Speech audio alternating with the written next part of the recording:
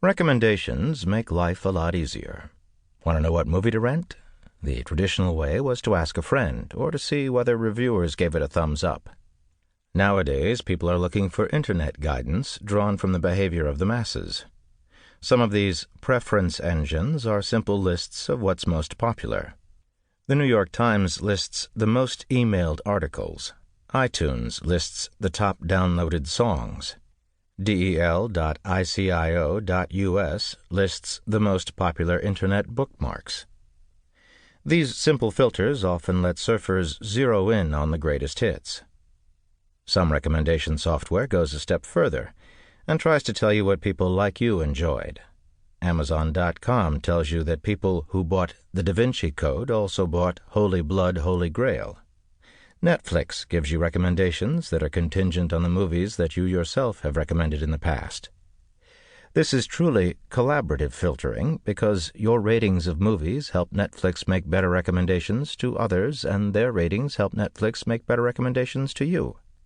The Internet is a perfect vehicle for this service because it's really cheap for an Internet retailer to keep track of customer behavior and to automatically aggregate, analyze, and display this information for subsequent customers. Of course, these algorithms aren't perfect. A bachelor buying a one-time gift for a baby could, for example, trigger the program into recommending more baby products in the future. Walmart had to apologize when people who searched for Martin Luther King, I Have a Dream were told they might also appreciate a Planet of the Apes DVD collection. Amazon.com similarly offended some customers who searched for abortion and were asked, "Did you mean adoption?" The adoption question was generated automatically simply because many past customers who searched for abortion had also searched for adoption.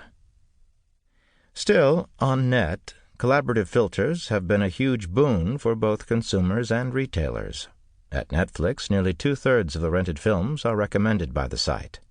And recommended films are rated half a star higher on Netflix's 5-star ranking system than films that people rent outside the recommendation system. While lists of most emailed articles and bestsellers tend to concentrate usage, the great thing about the more personally tailored recommendations is that they diversify usage. Netflix can recommend different movies to different people. As a result, more than 90% of the titles in its 50,000 movie catalog are rented at least monthly. Collaborative filters let sellers access what Chris Anderson calls the long tail of the preference distribution. The Netflix recommendations let its customers put themselves in rarefied market niches that used to be hard to find. The same thing is happening with music. At Pandora.com, users can type in a song or an artist that they like, and almost instantaneously the website starts streaming song after song in the same genre. Do you like Cyndi Lauper and Smash Mouth? Voila! Pandora creates a Lauper Smash Mouth radio station just for you that plays these artists, plus others that sound like them. As each song is playing, you have the option of teaching the software more about what you like by clicking, "I really like this song," or "Don't play this type of song again." It's amazing how well this site works for both me and my kids.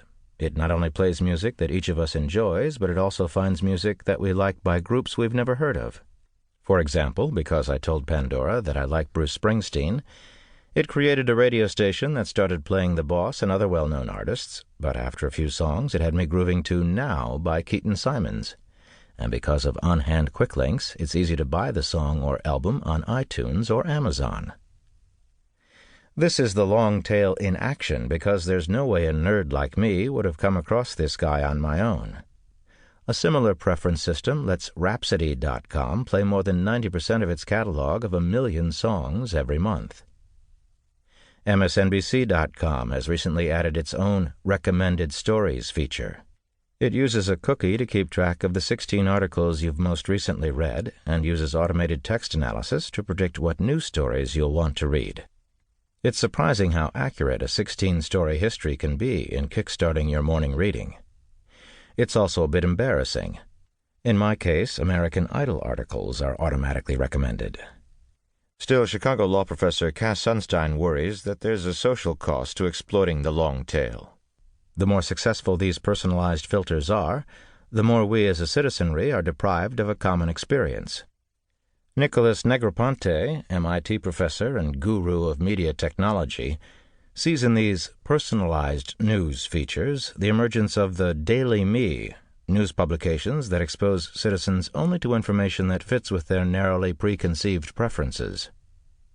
Of course, self-filtering of the news has been with us for a long time. Vice President Cheney only watches Fox News. Nalf Rader reads Mother Jones.